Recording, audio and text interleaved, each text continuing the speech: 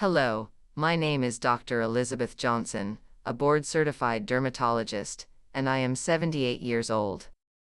For more than half a century I have dedicated my life to studying, researching, and treating countless women who came to me with concerns about their skin.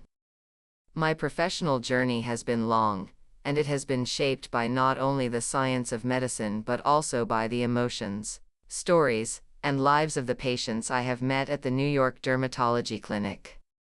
I did not simply prescribe treatments or suggest creams.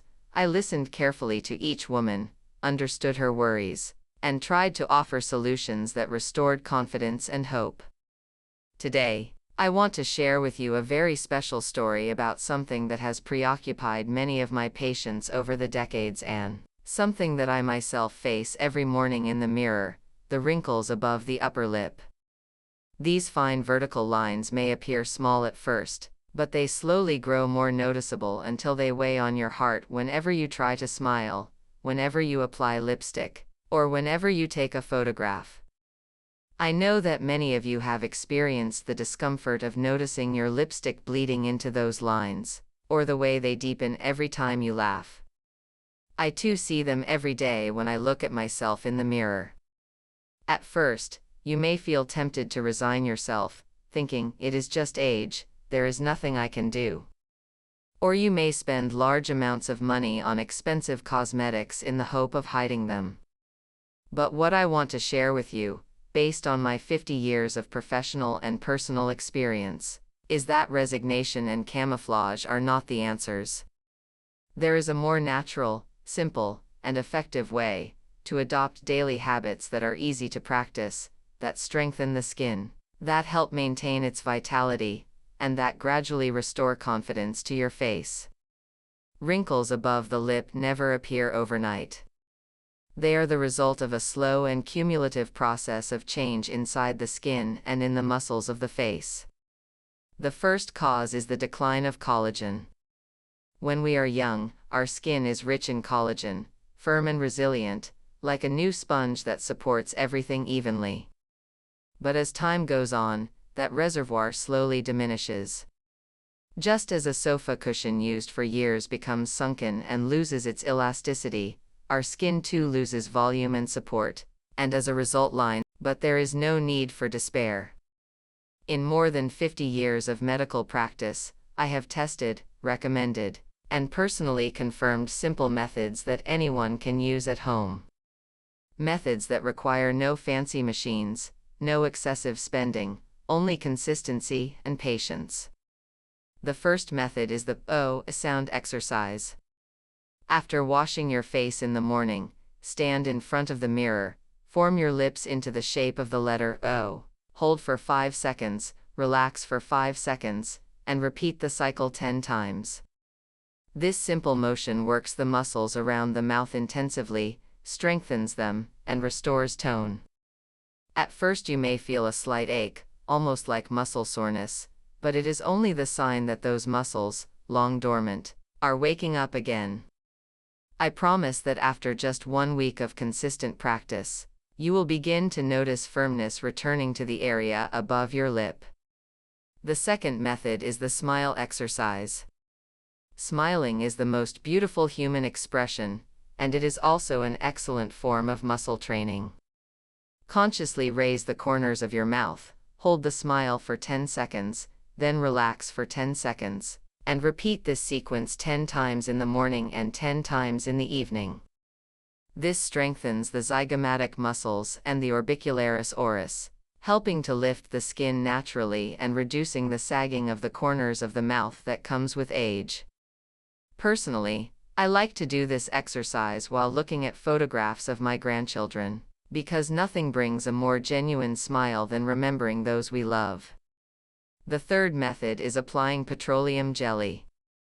Before going to bed, as the last step of your skincare routine, place a tiny amount, no bigger than a grain of rice, on the wrinkles above your lip. Petroleum jelly does not change the skin from within, but it creates a protective film that locks in moisture and prevents water loss overnight. It is a safe, inexpensive, and effective method that I have recommended since my earliest days as a dermatologist and that I still recommend today. The fourth method is a warm towel compress. Take a small towel, soak it in hot water, wring it out, and place it gently over the wrinkled area for 2 or 3 minutes. The gentle warmth dilates blood vessels, improves circulation, and prepares the skin to better absorb the moisturizer you apply afterward. The fifth method is to use green tea bags. After drinking green tea, do not throw away the bag. Instead, let it cool until it is lukewarm and place it on the area above your lip for 5 minutes. Green tea is rich in catechins and polyphenol, antioxidants that reduce inflammation, fight sun damage, and help preserve collagen. The sixth method is to change your sleeping posture. Try to sleep on your back, facing upward, and if possible use silk or satin pillowcases to reduce friction. Changing a lifelong habit is not easy, but with a little effort and awareness each night, it can be done, and the results appear within a few weeks. The seventh and final method is perhaps the most basic but also the most forgotten: drinking water. Proper hydration is essential for skin health. I recommend drinking 6 to 7 glasses of water a day, taken in small amounts throughout the day. In a study I conducted years ago, I found that those who drank 2 liters of water daily had a 28% higher skin hydration level than those who did not. Water is, without doubt, the most economical and effective treatment to improve the skin from the inside out. In addition to these 7 fundamental methods, I want to share some further advice. Diet plays a decisive role.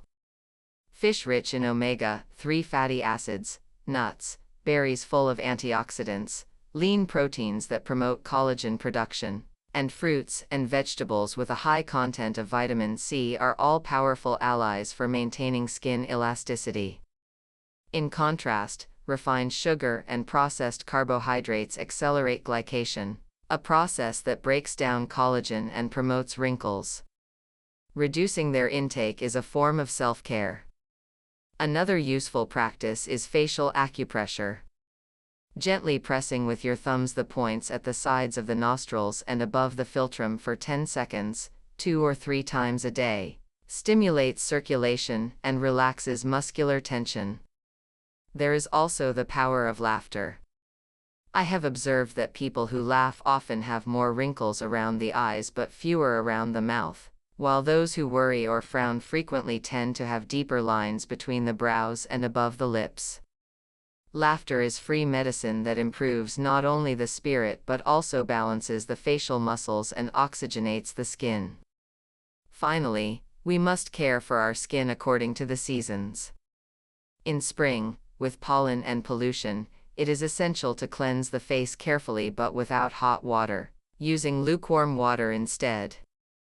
In summer, sunscreen must be applied thoroughly up to the upper lip, since this area also suffers from sun damage. In autumn and winter, when dryness is most severe, it is helpful to use petroleum jelly more often, apply warm towel compresses regularly, and use humidifiers indoors. These small practices, though simple, have powerful effects when turned into habits. They will not produce miracles in a single day, but they will create visible transformations over weeks and months. After so many years of practice, I have realized that true beauty does not come from having a flawless face, but from cultivating self-love and respect. Wrinkles are not shameful, they are the map of our lives, the proof of struggles, sacrifices, joys, and sorrows. I consider my own wrinkles to be medals, symbols of the battles I have fought and the victories I have achieved. Yet I also understand that for many people these lines can steal confidence and make smiles hesitant. That is why I believe it is worthwhile to practice these simple habits, because they allow us to care for ourselves while still appreciating the story written on our skin. At 78 years old, I am still learning, still challenging myself, and still embracing change. I believe that age is only a number, and true age is determined by the attitude of our hearts. In every smile we give there is wisdom, patience, and love accumulated through decades. Do not let wrinkles prevent you from sharing that richness with the world. As the French designer Coco Chanel once said, at 20 you have the face nature gave you, at 50 you have the face you deserve. And I would add, at 70 and 80 you have the face that reflects how much you have loved and cared for yourself throughout your life.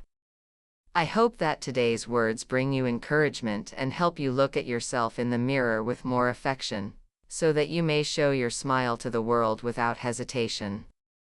Thank you.